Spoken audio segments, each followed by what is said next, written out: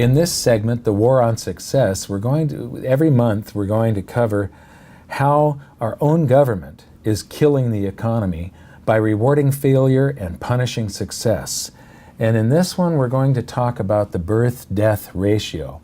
And I'm not talking about human beings. What I'm talking about here is businesses. In one of my insiders reports last October, I showed this chart.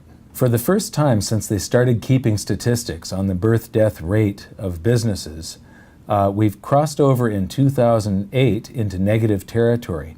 For the last couple of decades, every year there were about 100,000 more businesses being born than dying.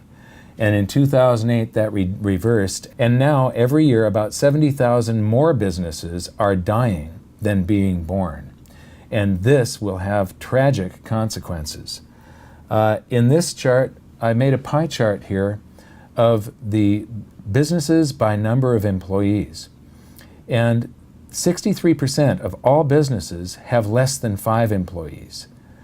The 17% portion of the pie is 5 through 9, and 17 plus 63 is 80. So 80% of all businesses have less than 10 employees.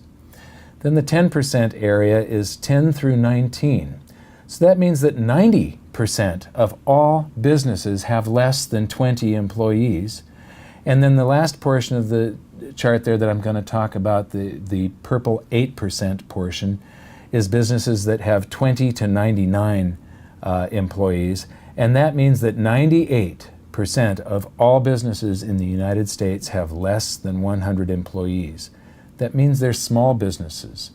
That means that most of them are owned by individuals that have an LLC or an S-corp, the supposed rich that they're talking about taxing all the time. They only look rich because the company profits are filed on their personal tax returns, but they have to retain some of those company profits to be able to get through tough times, or they have to lay off a whole bunch of people.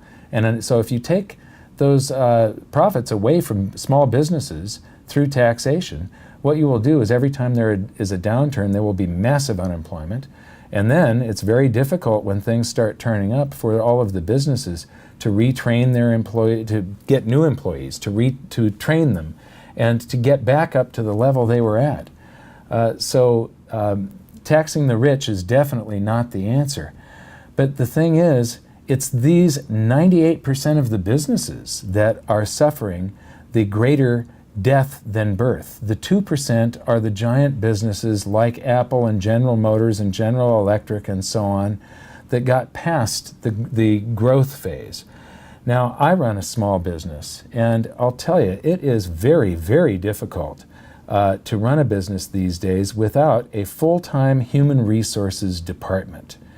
Any business that has more than 5 employees really needs to have somebody looking after the employees full-time. And that means making sure you dot all of the I's and cross all of the T's with all of the government regulation. My businesses operate in the state of California, which we call the People's Republic of California. And everything is engineered not for the business, but for the employee.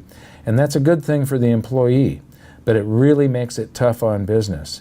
The problem with all of this is that you really can't afford a full-time human resources department until you get way over 100 employees. So there's this big hurdle with government regulation that is it's very, very difficult for the small business to keep up with all of the compliance that is required. And what it's doing now is putting businesses out of business, and this is the war on success that our government currently has. They're almost trying to make the economy worse by trying to put companies out of business. So now I'm going to read you a quote from an article, but I've taken some of the sentences and put them in a different order because I think it reads more powerfully. But in his recent article, Jim Clifton, the chairman and CEO of Gallup, the company that produces the Gallup polls, wrote, "Our leadership keeps thinking that the answer to economic growth and ultimately job creation is more innovation, and we continue to invest billions in it. But an innovation is worthless unless an entrepreneur creates a business model for it and turns that innovative idea into something that customers will buy. Because we have misdiagnosed the cause and effect of economic growth, we have misdiagnosed the cause and effect of job creation. For the first time in 35 years, American business deaths now outnumber business births. Let's get one thing clear. The economy is never truly coming back unless we reverse the birth and death trends of American businesses. It is catastrophic to be dead wrong on the biggest issue of the last 50 years, the issue of where jobs come from. When small and medium-sized businesses are dying faster than they are being born, so is free enterprise. And when free enterprise dies, America dies with it.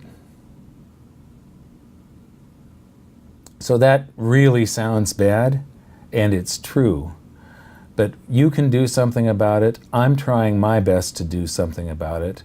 This has to be remedied by the way we all vote.